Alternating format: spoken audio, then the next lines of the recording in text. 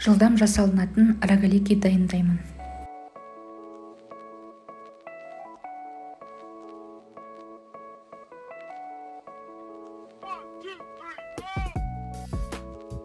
Таза ыдысқа ұн, қопсытқыш, тұз, ашытқы салып араластырам.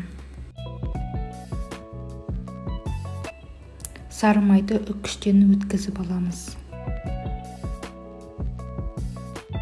Жұмыртқа мен шекерді бөлек ыдысқа араластырам. Ұнға салып, жұмсақ қамыр илеймін. Дайын болған қамырды целлофанға салып, 15 минутқа бөлме температурасына қоямын. 15 минут өткеннен кейін қамырымызды 4-ке бөліп, әрқайсысын орташа етіп жайып шығамыз.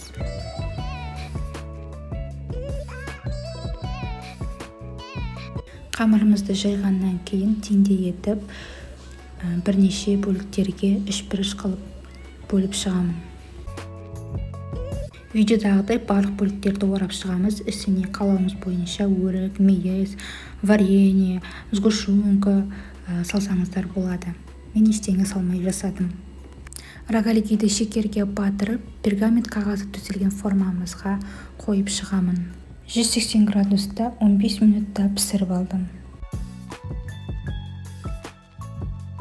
Осымен рогалики дайын, үстіне сахарный пудра сеуіп, ұсынсаңыздар болады. Дәл осы рецептпен мен бір жасағаннан шықты, дәмді, жұмсақ болады. Міндетті түрде сіздер де жасап көріңіздер. Менің рецептім ұнаса, маған тіркелуді ұмытпаңыз.